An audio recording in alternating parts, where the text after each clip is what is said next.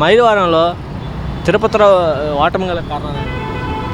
తిరుపతిరావు వ్యక్తిగతంగా ఏ కారణము ఉండదు. ప్రభుత్వం చేసిన తప్పిదాలే తిరుపతిరావు అయినా, ఎక్స్ అయినా, వై అయినా, జెడ్ అయినా ఓటమికి కారణం. తిరుపతిరావుది ఏముంది, పాపం జడ్పీటీసీ చేసుకొని వాళ్ళు పోటీ చేశాడు, చేపించారు. ఇంతకంటే మహామహులు కొడాలి నాని బూతులు, వల్లభనేని వంశీ బూతులు, ఇట్లాంటి దిక్కుమాలిన నాయకులు చేసిన పనుల వలన ఇలాంటి అపంశుభం తెలియని వాళ్ళు కూడా ఓడిపోవచ్చు. అతని ఫ్లాష్ బ్యాక్ ఏంటి, ప్రత్యక్ష రాజకీయాల్లో ఇంతకుముందు లేడు, అతను తప్పు పడతాకేమీ లేదు. అతను ఓటమికి కారణం ఏంటంటే జగన్మోహన్ రెడ్డి చేసిన తప్పులు, ఈ కొడాలి నాని లాంటి వాళ్ళు ఆ తప్పుడు మాటలు వీటి మూలంగానే పోయింది. ఇంతకంటే ఇంకా ఈ నియోజకవర్గానికి నాకు తెలిసిన టాపిక్ అది. అర్థమైందా? రైట్. సార్, కొత్త ప్రభుత్వం నుంచి ఏం కోరుకుంటున్నారు?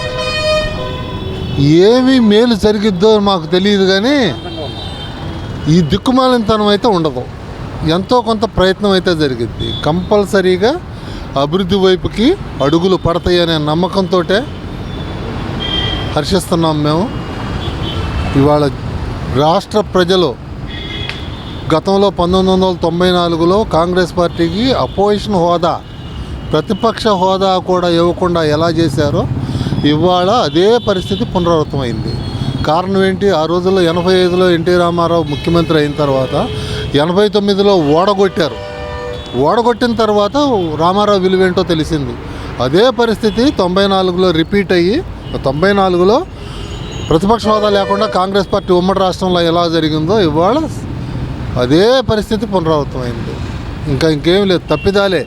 జగన్మోహన్ రెడ్డి ఓడిపోవటానికి 151 సీట్లు ఇచ్చి రాష్ట్రాన్ని బాగు చేయమని చాలా మధ్యతరగతి అందరూ కోరుకున్నారు. ఉద్యోగులు మొత్తం సర్వం ఇవాళ మొత్తం అందరూ రివర్స్ అయ్యారు. కారణం ఏంటి? నేను 99% హామీలు అమలు చేశాను, ఏమి లేదు, 1% కూడా చేయలే. అదే కారణం. కానీ మరి ఈవీఎంని ట్యాపింగ్ అని కొంతమంది అంటున్నారు, రాహుల్ గాంధీ కానీ, అలాగే జగన్ కానీ, అలాగే మహారాష్ట్రలో ఎంపీ.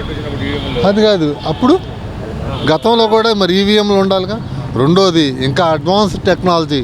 ఇప్పుడు బటన్ నొక్కిన తర్వాత స్లిప్పు మనకు కనపడుతుంది. ఏ సింబల్కి అయితే నొక్కామో ఆ సింబల్ స్లిప్ పడుతుంది అక్కడ.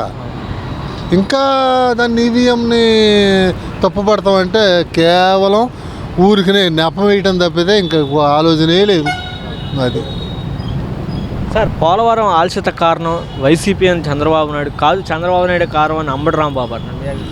ఇక అంబటి రాంబాబు గురించి నేను మాట్లాడలేదు. ఎందుకంటే నాది ఆ స్థాయి కాదు. అంటే ఆయనది పెద్ద స్థాయి అని కాదు, నా స్థాయి కూడా ఏం కాదు. ఆయన పదవి వస్తే రావచ్చు, బొచ్చులో పదవి ఏముంది దానికి? ఏమీ లేదు. ఆయనకి ఏమి ఇంటికి మొదలో చివరో తెలియదు, ఏమీ తెలియదు. ఏం తెలుసు ఆయనకి? గంట అరగంట తెలుసు, అంతకంటే ఇంకేం తెలుసు ఆయనకి? అంతకంటే ఇంకేం తెలుసా? నువ్వేం చదువుకున్నావో నాకు తెలియదు, మీ అబ్బాయి ఏం చదువుకున్నాడో నాకు తెలియదు. చదువు ఒక్కటే ముఖ్యం కాదు. ఆయన లా అయితే చదివాడేమో, లాలో కొన్ని పెనల్ కోడ్ గురించి కొన్ని తెలిసి ఉండొచ్చు, కానీ జనాల గురించి కానీ జనాల సమస్యల గురించి ఆ అబ్బాయికి తెలియదు. 70% పూర్తయిన పోలవరాన్ని పోగు చూడటానికి అసలు పోలవరంలో గురించి అసలు ఏమి కాపర్ డ్యామ్ గురించి కూడా అబ్బాయికి నిర్వచనం తెలియదు. ఇదే ఇదే ఇదే ఇదే రాంబాబుని టీఎంసీ అంటే దానికి ఒక నీటిని కొలిసే కొలమానం ఒకటి ఉంది.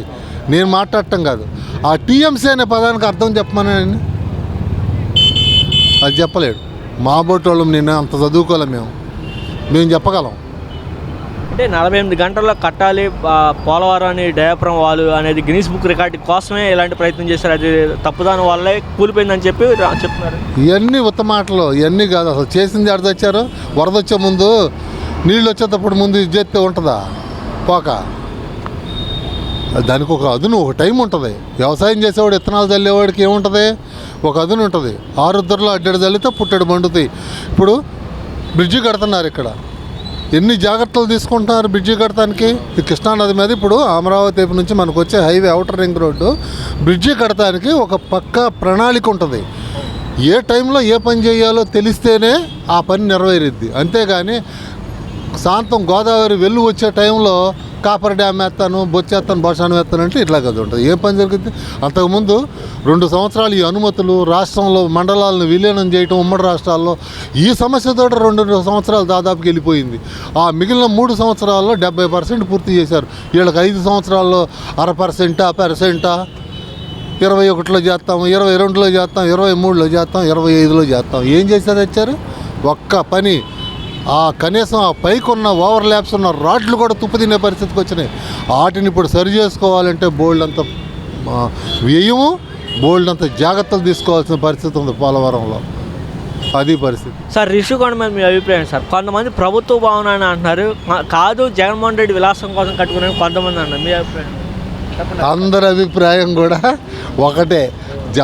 జగన్మోహన్ రెడ్డి వాళ్ళు పైకి చెబుతున్న అభిప్రాయం అయితే ఇది ప్రభుత్వం కోసమని చెబుతున్నారే తప్పితే మిగతా వాళ్ళ పార్టీలో ఉన్న చిన్న కేడర్ దగ్గర నుంచి అందరికీ తెలుసు జగన్మోహన్ రెడ్డి గారి వాళ్ళకి కావాల్సిన వసతి భవనము, వాళ్ళకి కావాల్సిన ఏంటంటే ప్రధానమంత్రి కానీ ఈ దేశంలో ప్రధానమంత్రి కానీ రాష్ట్రపతి కానీ ఇంతకంటే అత్యున్నత హోదాల్లో ఉన్నవాళ్ళు ఎవరు కూడా ఇంత సౌఖ్యాలను ప్రభుత్వ డబ్బులు దుర్వినియోగం చేసి వాడుకున్నది లేదు.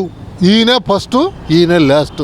ఇక తర్వాత కూడా ఎవరు ఉండట. ఎందుకంటే తాత్కాలిక భవనానికి 1700 కోట్లు ఖర్చు పెట్టినప్పుడు శాశ్వత భవనానికి 500 కోట్లు. తాత్కాలిక భవనం అంటే ఏమన్నా పరదాలు కట్టారా? గోడలేగా కట్టింది. తాత్కాలిక భవనం అంటే క్వాలిటీలో ఏదో అనామతి చేయటం అని కాదు. ప్రస్తుతానికి వాడుకుంటాక ఒక బిల్డింగు, తర్వాత కట్టేది పక్కాగా న్యాయస్థానం ఎక్కడ కట్టాలి, హైకోర్టు అనేది ఒక ప్లేస్ ఉంది దీంట్లో. దానికోసం అని చెప్పేసి అప్పటి వరకు అక్కడికి వెళ్లకుండా ఇక్కడ హైకోర్టు ఏర్పాటు చేసుకున్నారు తప్పితే అది తాత్కాలిక భవనం అంటే టెంపరీగా ఇసుకలో ఏదో కొద్దిగా సున్నం వేసి కట్టింది కాదు. రేపొద్దున ఈ కోర్టు ఇంకో చోటకు బదిలీ అయిన తర్వాత ఈ బిల్డింగ్ని ఇంకో దానికి వాడతారు. అంతేగాని ఏదో తాత్కాలికం అంటే వీళ్ళకి మళ్ళీ గ్రీన్ మ్యాట్లు వేసి రిషికొండ బాగా కొట్టేసి కనపడకుండా చేశారు చూడు, అది కాదుగా. మీరు చూసారా? ఇంటర్వ్యూ చేస్తున్నారు కదా, మీరు వెళ్ళారా? బిల్డింగ్ చూసారా? అది సార్ చూస్తున్నారు కదా, చంద్రబాబు నాయుడు మారిన చంద్రబాబు నాయుడు మీ అందరికి కనబడతాను. ఏం మారాలి? అవన్నీ చాలామంది చాలా ఊహలు ఉంటాయి. అవన్నీ మారటం అంటే ఆయన మారాల్సిన అవసరం లేదు. ఆయన పద్ధతి, ఆయన వ్యూ, ఆయన దీర్ఘకాలిక ప్రణాళిక. ఇవాళ హైదరాబాద్ డెవలప్మెంట్ తీసుకున్నా కూడా ఇప్పుడు మనకు ఇప్పుడు ఇక్కడ ఐకాన్ బ్రిడ్జ్ అనుకున్నారు, ఇవన్నీ క్యాన్సిల్ చేసి పారేశారు. ఇవాళ కన్నా చంద్రబాబు చేసిన పథకాలని కొనసాగించుంటే ఈ క్యాపిటల్ కానీ జగన్మోహన్ రెడ్డి మళ్ళీ ముఖ్యమంత్రి అయ్యేవాడు. ఒక మాటలో చెప్పాలంటే అవన్నీ విస్మరించడం, దాడి చేసి మొత్తాన్ని పగలగొట్టడం, విధ్వంసకారుడిగా మిగిలాడు కాబట్టి ఇవాళ ఈయన్ని చించేశారు. మళ్ళీ ఇంకా గతంలో మళ్ళీ భవిష్యత్తులో కూడా ఈ అబ్బాయి రాడు. ఎందుకంటే ఒకసారి చూశారు కదా ఎంత పోటు పొడిచాడో. అందుకని ఇక రాదు. ఎవరైనా కొత్తోడంటే కొన్ని అబద్ధాలు చెప్పడానికి అవకాశం ఉంటుంది. నిన్న చెప్పిన అబద్ధాలు మళ్ళీ వాళ్ళు కొత్త చెప్పాలంటే ఎట్ట కుదురుతుంది? అదే పరిస్థితి. సార్ ప్రజావేదిక కూల్చేశారని చెప్పి గతంలో అన్నారు, కానీ ఇవాళ అదే జగన్మోహన్ రెడ్డి పార్టీ కార్యాలయాన్ని సిఆర్డీ యొక్క చట్టం ద్వారా కూల్చేస్తున్నారు. ఎక్కడ పార్టీ అది మొత్తాన్ని కాదు చేస్తున్నారు. Deviations, violence ఉండకాడే.